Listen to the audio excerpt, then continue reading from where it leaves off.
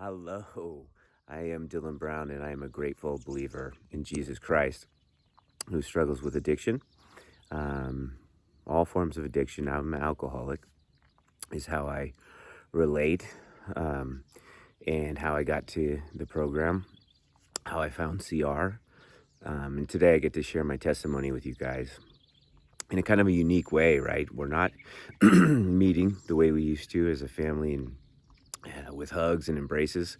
And that's different for everybody. And you know, and for me, I like to say that I have just such a heart and appreciation for uh, and a respect for people who are struggling through COVID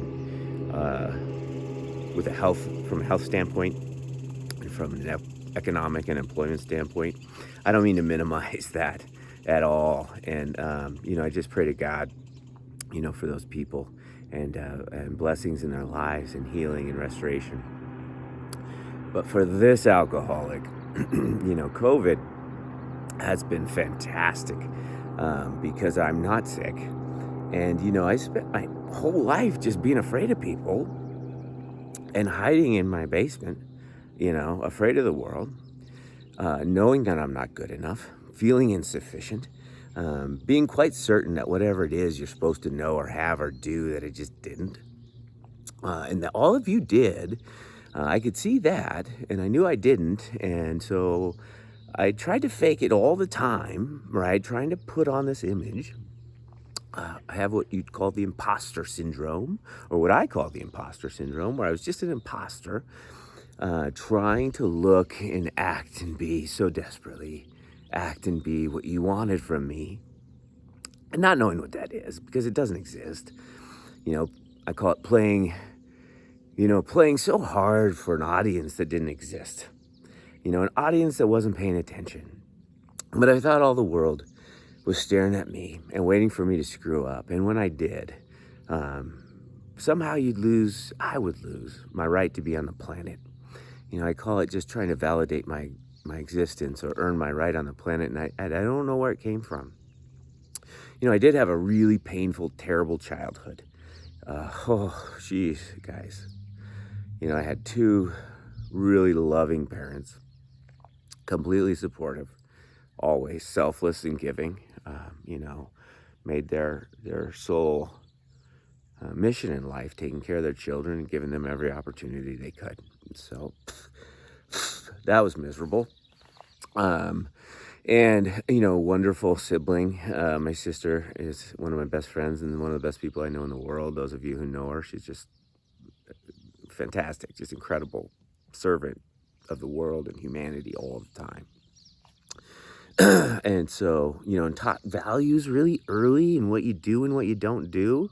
Like, followed none of it, but had all the opportunities in the world to just live a charmed, blessed life. And from an early age, found myself in conflict with life and the world. And that was because I felt like I was insufficient. I believed the lies that somehow, some way, I had to earn my right to be here, which is so counter-right to the whole idea. God's whole plan revolves around this surrender and acceptance of his love and his grace, to where we just surrender into his embrace and we love and worship him, which is a lot like gratitude.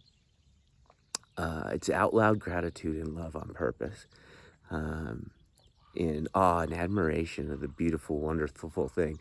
Look at where I'm at.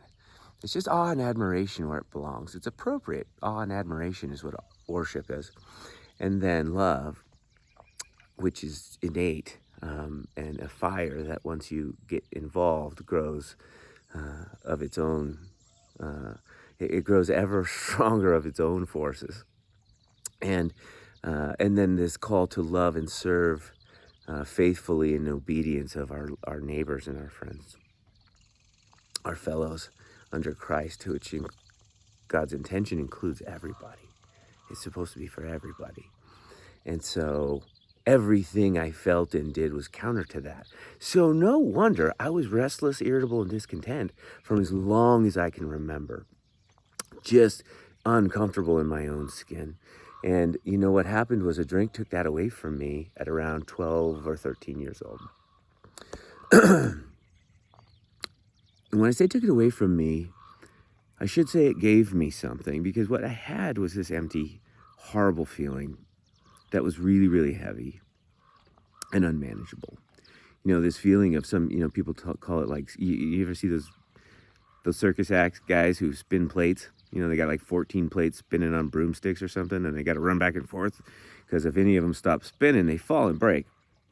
And like, my life felt like that, only on top of the plates were like the love, care, and well-being of my family, my friends, and everything else of importance, right? So not only did I have to keep them from breaking, but I had to keep from destroying everyone in the world, because I had put that much pressure on myself unknowingly, and not really realizing that, because I was very insecure, realizing that lacked incredible. It was, I should say, an incredible lack of humility, and actually playing God in the world. You'll hear me talk about God a lot, and God in the story, but one of the themes is that I need God in my life, because without God in my life, without a surrender to my Father, my kind and loving Father, I play God in my life, and I'm insufficient for the role. I've proven time and time again, and see if you can follow me here, that when I take the reins and when I'm in control, things are unmanageable, and I get restless, irritable, discontent, and things fall apart, and people's feelings get hurt, and real things get hurt, damaged things. There's jail involved in my story. There's hospitals involved in my story, both for me and other people. There are a lot of tears and sleepless nights for my mom and other people who love me. There's terror and tragedy in my story. When I play God in my life, it's not just cute. I'm not just the drunk guy who stumbles and everybody can giggle because he's, can't quite get the key in the door because he's stumbling, bumbling, funny drunk guy. No, I'm not that guy. I'm wicked. I would say I'm wicked, because it's antichrist. It's everything it's against everything that not only would my God want from me, but my God wants for me, right? And he wants it for you too. And that was a really hard thing to wrap my mind around, that God wanted something for me, because I just felt so unloved and so unreachable and so unlovable, because I felt like I had to earn it. I think we hear that a lot. And I knew I couldn't earn it. Well, I knew I wasn't. In truth, I think I thought I could earn it if I just do better. But I knew I wasn't. Bottom line is, I knew I wasn't. And so my life was really unmanageable. And somehow, well, not somehow, as life would have it, I had some friends, and about 12 years old, I was in the 7th grade.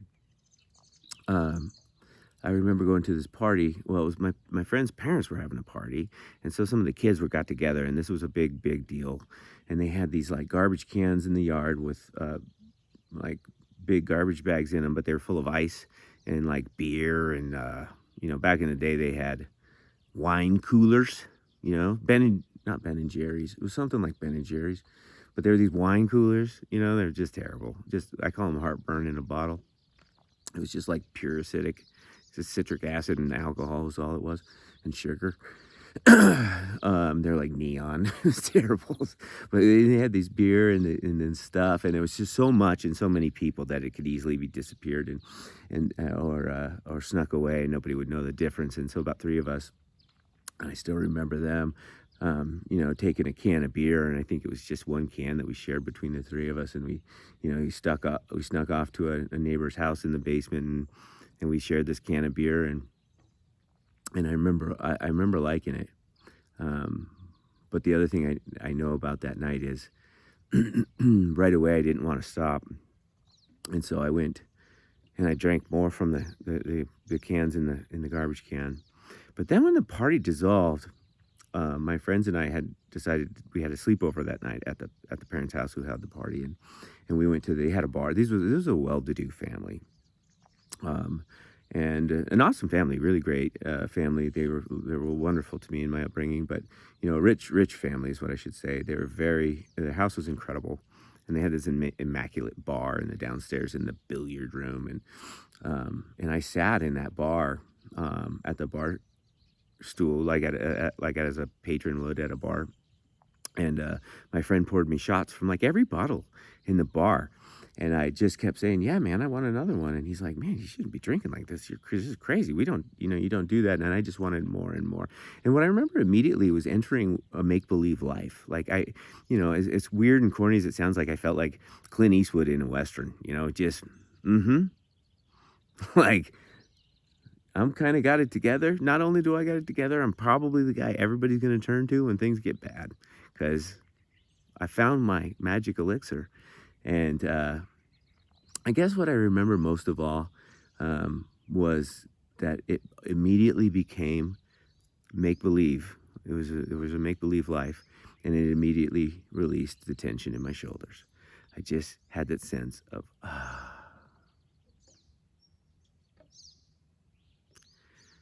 it might be okay. Things are going to be okay. And people are okay. I thought people were terrible. A couple of drinks, I was like, these people aren't so bad. I've been way too hard on these people. These people are okay. And I'm okay being with them. And the other thing I know about that night, besides that feeling of awe and peace and calm, was that I blacked out. So my very first attempt drinking, I blacked out. And, I like to think of it as this romantic, wonderful night. But what happened is I fell up the stairs in my friend's house. They were so worried about me dying of alcohol poisoning, and I couldn't get up the stairs. It's just falling up the stairs, which is harder to fall up them, but you can do it. And I tried to pee out his window because he didn't want me to wake his parents, so I couldn't go to the bathroom, and I fell like to the side, so I peed all over the wall in his room. So what looked like this romantic love affair starting for me was really an embarrassing guy peeing on his friend's wall. That's what it was, inside the house. And that led to a long life of seeking the peace and ease and calm that I found in alcohol. Alcohol did make me feel like Clint Eastwood, but it mostly made me feel okay. It made me feel like I thought everyone else felt. I thought everyone else felt like they just fit, and I didn't. And alcohol made me feel like I did.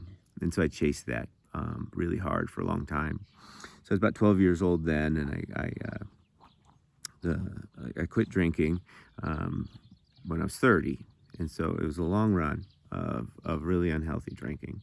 And I never drank for any other reason than the feeling of, And that's not really true, I guess, because at the end I drank for that reason that we all get to, which is just oblivion. I just wanted to disappear. But all that to say, I didn't really drink to feel like Clint Eastwood. I just drank not to feel like me. And I tell people a lot, I still don't want to drink. I haven't wanted to drink in a long time, but if I'm not careful with my spiritual fitness, I sometimes don't want to feel like me. And I think maybe some of you can relate that, sometimes you don't want to feel like you. And there's this way to get away from that.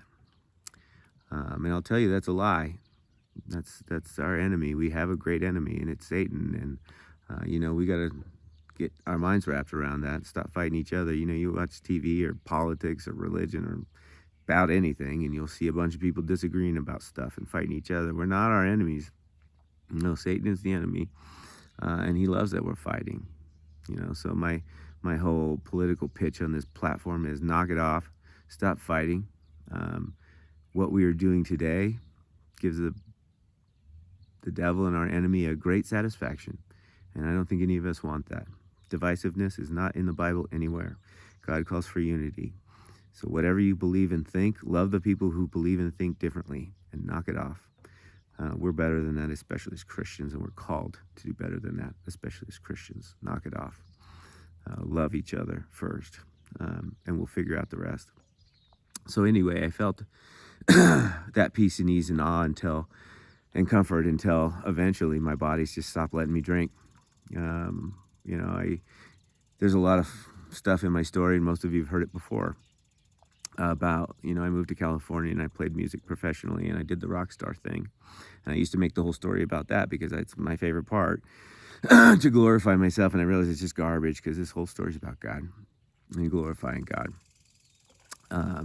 Because I'm just, one of my catchphrases that people get to know from me is I'm just really glad that life's not fair because I never got what I deserved.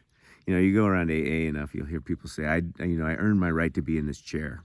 Meaning, I drank so much. I drank more than you spilled, or I spilled more beer than you drank. Sorry, that's the joke, right? I spilled more beer than you drank, you young whippersnapper or whatever. Some grizzled old AA guy that, you know the guy. And it's like, man, I didn't earn my chair. And it's not that I didn't drink a lot. I almost drank myself to death by 30. That's hard to do. But if I got what I deserved, I'd be in jail or I'd be dead. So I didn't get what I deserved. I didn't get to deserve this. Look where I'm at. This is where I get to hang out on the weekends to relax if I want to get centered with God again and to calm down and relax and keep the most important things most important, which is a big part of recovery for me, is just keeping a proper alignment of priorities. That's a big deal. So I drank myself nearly to death. And like I said, I'll skip all the details other than to say that I spent a lot of my last 2 years drinking in the hospital, ICU rooms, beds, doctors telling me I'm not going to survive. Didn't tell anyone, utterly alone. Nobody cared anyway. I'd drink everybody out of my life, except for my mom and my sister, who just, by the sheer tyranny of will, would not give up on me and loved me anyway. But everyone else was gone. And so finally, I drank myself into a pulmonary embolism, which is blood clots in your lungs, and you're supposed to die from that, and I didn't. But I knew it was serious, and so I called my mom to the hospital room, and I just said, "Mom, I don't think it's fair for you not to know. So this is what's going on." And I laid in this hospital bed, and I got oxygen in my nose with one of those lariats, and I had TED hose on my legs because I was clotting, and I looked like 100-year-old hospice patient. And I'm 29 years old, and that's where drinking got me to the end of my ropes. And I'm laying on this bed listening to a doctor tell my mom how I'm gonna die, and how he just knew I was gonna die, and he wasn't mad. He was callous and frustrated, but just because he'd seen so many people like me drink themselves to death, and he was tired of it, I think. It's hard to watch someone kill themselves slowly. It's really hard for someone who doesn't have alcoholism to understand why we drink ourselves all the way to death and hurt so many people around us. It's really hard for them, and I don't think we necessarily give them enough credit for how hard it is for them. But he's telling my mom how I'm gonna die, and how he'd never seen anybody like me recover, and not because he was mad at me. He just knew that people like me didn't get better, and I'm listening to that, and I hadn't felt anything for a long time. Those of you who drink like I drink, you get to a point out there where you don't feel anything anymore. It's just you're drinking for oblivion, and you can get there if you want. And so, but that day, for some reason, somehow, I could feel my mom's pain. I didn't feel my own pain. I had pancreatitis, and it hurt. I had a dead lung, and it hurt. But I didn't feel pain. I didn't feel anything. And I was ready to be done. The thought of dying was not the worst thing on well, it wasn't what I was worried about. I was tired of hurting people. I'm afraid of hurting my mom, but I wasn't afraid of dying. And because I wasn't alive, it's like not much to sacrifice. It's like if somebody asked you for $1 million and you're like, yeah, sure, because I don't got it, whatever. That's how I felt about dying. Whatever, I don't have any life to give up. So whatever you can find, make yourself at home, please. And so I knew somehow, and this is what I call a God shot. I just think God shook me. I don't think, I know, but I say I think because, Christians are so careful to be polite. We don't want to, we don't want to make anybody feel uncomfortable. So what happened is God shook me and grabbed me by the shoulders, and he shook me really well. And he said, you gotta try for her, right? And I felt like I had to try for her. At least I owed her that. She'd been so good to me forever. She still is my hero. And, a single mom who, I was raised by two parents, but they did get divorced. And my mom raised us on her own for a long time. just out of necessity, and she's my hero, and I knew I had to do something for her, and so I remember I closed my eyes and I prayed the sincerest prayer I think I've ever prayed, probably still to this day, and it was just, God, I don't know that you are real, because I grew up without God in my life. My parents are good people, but they didn't require I go to church. They took me to a few so I could check it out, but they didn't require I go to church. So I didn't have a faith. And I just said, God, I don't know if you're real. I don't. But what I know is if you're not, I'm going to die, because I hadn't taken a drink in 2 years that I wanted. I just drank because I was so addicted to alcohol. I was in such bondage. And I said, God, I don't know if you're real. But if you're not, I'm going to die. And I went to, we looked up Sundown M Ranch because we knew a guy who went there and had great results. And we didn't know what we were doing, so we believed him. And my best friend still to this day drove me to Sundown M Ranch. I went to Sundown M Ranch, and, I had some real kind of spiritual awakening, enlightenment stuff. But my spiritual experience the first time was pretty slow. The kind that happens over time. I told myself I just wouldn't say no to recovery, because why not? One of my friends likes to say, I got to that, F it, I'll try it their way point. And that's where I was. I was going to try it your way because my way didn't work. And what was the other option was dying. So it's like, well, whatever, might as well give it a run. All that to say, it wasn't some heroic move on my part, but I tried it your way. And so I did what they said, and I got to Sundown, I did what they said, and I stayed sober in Sundown, and I started feeling better, and life started getting better, and people told me about how they prayed for help every day to remove that just a crazy obsession to drink. And so I did that, and I made an agreement with myself to do what I call the 1-year God experiment. And I know I'm talking fast, but I don't want to take up your whole night. And I did what I call the 1-year God experiment, where I was just going to pray for help and assume that I was getting it and go out and do it. I think a big deal is to pray for God's will, but then to assume that you're getting it, because it requires action. And so, the first day in the Oxford House, my friends, that's the other thing, is Sundown told me to stay, don't go home. So I did. They said, if you go home, you'll get loaded. And I didn't want to get loaded. So that's why I live in Yakima, right? I grew up here in Montana. I didn't want to go home. I wanted to go home. Montana is beautiful and wonderful, but they told me to stay in Yakima, and I'm still there today. This is in 2009. And I went to Yakima, and I got into an Oxford House, and I stayed in the Oxford House. And the first day in the Oxford House, some people took me golfing, with a guy who was going to be my sponsor, who I didn't know was going to be my sponsor, but I met him there. And that night he took me to a book study, because I just said yes, because he invited me, and I just said yes. And if you're new in recovery, just say yes to recovery, no matter what it says. Sometimes it says, let's go golfing. Sometimes it says, let's go for coffee. Just say yes to recovery. If it asks you something, say yes, and you can't go wrong. You'll never be sold short for any investment you make in your recovery, your spiritual life. So just say yes to recovery. If you catch yourself saying no to recovery, stop yourself quick, because that's the fastest way to a drink, is any small no for any reason to recovery. Just always say yes. So I went to this book study that night with my soon-to-be sponsor, and it was actually held by one of my now best friend's dads, and we did this book study. And my soon-to-be sponsor, invited me to come to AMAA, was my home group. It still is my home group, and asked me to go there the next morning, and I said I would if he'd give me a ride, and he came to pick me up, and we went to AMAA, and I asked him to be my sponsor. And what happened is my life was changed miraculously. All I did for that year, and then for about 8 years after, was just do the next right thing, to the best of my ability. Just do the next right thing. And I got to get and stay sober. And, I got there with one lung. My lung was broken. I was 300 pounds.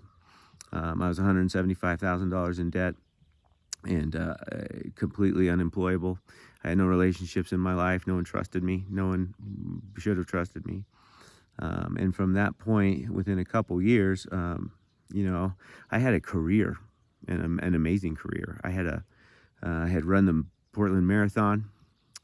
I had met and married the best person I know, my best friend. I have, I have 2 boys who are incredible. I have a spiritual relationship, one-on-one powerful relationship with Jesus Christ, with my Father in heaven who created me. I'm constantly inspired and empowered by His Holy Spirit to do things not of my own. And I feel really, really not only okay, but good in my own skin. God has shown me that um, I am exactly right now, exactly what He would have made if He could have, because He could have, and He did. And He doesn't make mistakes. And He feels that way about you too. So wherever you think you're broken, wherever you think you're insufficient, just remember, you're exactly as God would have made you if He could, because He did. I do have relapse in my story, but I'm running out of time, so that'll have to be another story. You'll have to hear about my other story, but essentially what happened is after being really sober and getting a lot of blessings for a really long time, my priorities got flipped upside down, and I started focusing my whole life on the other things. Like I had a kid and I said, oh God, I can't screw this up. I better be perfect. And I got this awesome wife. Actually, I got the wife before the kid, which is how you're supposed to do it. But I had this awesome wife and I was like, oh God, I can't screw this up. I got to take it back and I got to do my best. And I got this job and I said, oh God, I can't screw this up. And I took it back and I didn't realize I was taking it back. I didn't. God had given me all these things and I was grateful and I knew it. But somehow I'd taken it all back. So I was so afraid that if I screwed it up, I'd hurt all these people and ruin all these people who were depending on me, my wife, my kids, and everybody else. And so I took all that back and I started playing God in my life again. And as you know, I'm insufficient for that role. And so I call it my pyramid. If you picture a pyramid, the foundation has to be God. It's first and it's foremost and it's primary. And then everything else goes to the top. If you get your priority flipped upside down, then the tip of the pyramid is your foundation. And tip of the pyramid doesn't work because the base is so big and it topples over on you. And that's what happened to me, and I got loaded again. I got loaded again, and I could almost burn my life to the ground in about 30 days. I was only loaded for about 3 weeks, in a 10 years period. But it was 3 weeks that almost took everything that I had in all those years, 10 years of sobriety. I was sober for 8 years, got loaded for 3 weeks, and then anyway, what I'm saying is I got to give it back. I got to surrender again. It's never too late to say, oh yeah, and remember. We're never more than a surrender away from God embracing us and taking back our lives and giving us this peace and calm that alcohol could never give us. The peace and calm that we were seeking only comes from filling that God-shaped hole with God. And that's my story and that's my experience. And for the rest of my life, I am so grateful to be on this journey with you, just pursuing God. And in that, we pursue sobriety, and we do that with all our hearts. And we do that by getting a sponsor and working the steps as they're illustrated in the program. We do that by doing it the way that we're recommended and suggested, and not doing it our own way, because our own way doesn't work. And we do that by honoring and serving and loving a God in gratitude and worship, and loving Him with all our heart and mind and soul first. And then we love and serve each other, which is why we knock off all the divisiveness, and we love and serve each other, period, with humility and grace and the power of the Holy Spirit. And we work a program, and we don't say no to recovery. We just say yes to recovery, no matter what it asks. And if we do that, and we get up and do that one day at a time, because God's miracles, it turns out, happen mostly one day at a time. So I get up today and be sober and live in God's miracle for today. And I'll have to do that again tomorrow. But for today, I can have all those miracles, and I can have a respite from my disease of alcoholism. And I don't have to drink, and I don't have to hurt anybody. Not only that, but I can love people, and people love me. And I'm exactly who God wanted me to be. I'm exactly who He'd be if He could make me with His bare hands. Because He doesn't make mistakes. And He did make me with His bare hands. And so I can rest in comfort in that. That's my dog telling me my time is up. I love you guys. There's tons of my story I missed, as always, but I didn't even write a script today. Today was like, I'm going to come out here in God's country, and I'm going to talk to God's people and let God tell His story. And this is a story of God saving somebody from alcoholism. And this miracle is for you too. If you're new, stay. If you're not, thanks for walking on the road, just this journey of happy destiny with me. We hope many more of you will join us on the road to happy destiny. Stay safe, stay sober, stay plugged in, use your friends, don't do it alone. And we'll see you next time. God bless you. Thanks for letting me share.